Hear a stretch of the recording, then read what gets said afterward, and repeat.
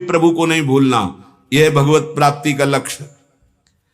ऐसा होने के बाद साधक को परमात्मा की तरफ चलना नहीं पड़ता, परमात्मा तत्व का अनुभव होने लगता है। यही भोग चिंतन ही तो भगवत प्राप्ति में बाधक है। सकल कामनाहीन जे ते राम भगति रसलीन। उसके साध्य और साधन संबंधी कोई संशय नहीं रह जाता। देखो है क्या संशय? साध्य कौन है हमारा? श्यामा श्याम।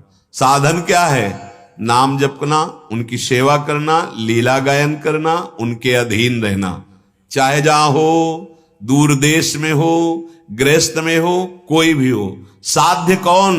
अब संशय नहीं होना चाहिए, श्यामा श्याम। साधन क्या? नाम जप करना, लीला गायन, लीला श्रवण करना और उनकी सेवा की भावना में जो भी संसारिक कार्य कर्तव्य मिले उनको करना। बस इतने को पकड़ लो, शास्त्र जाल से मुक्त हो जाओगे।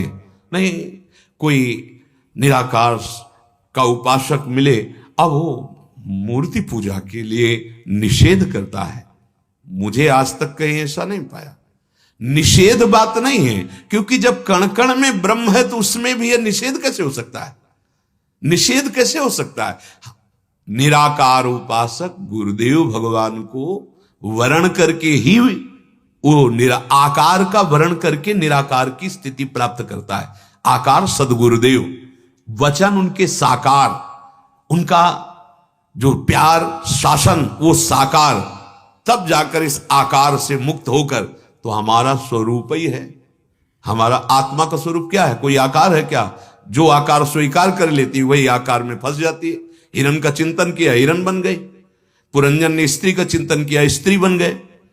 आकार चिंतन से यह हमें बहुत बढ़िया सौभाग्य मिला है कि हमें प्रभु ने ऐसी उपासना दे दी कि जिसमें हम चिंतन कर सकते हैं उनके नाम का, उनके रूप का, उनकी लीला का। जब निराकार है तो चिंतन छोड़ना केवल है। असत चिंतन पूरे संसार का, स्थूल का, सूक्ष्म का, कारण का चिंतन रहित तो हो जाना निराकार की प्राप्ति है। चिंतन शून्य, कोई चिंतन नहीं, सत ना असत।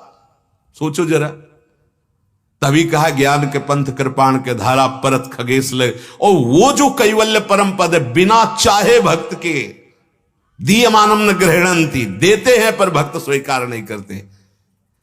अब अपने भाव को समझ लीजिए, शास्त्रीय जाल में फंसा हुआ चित्त निकल पाना बहुत कठिन होता है। बिल्कुल समिट जाइए, श्यामा श्याम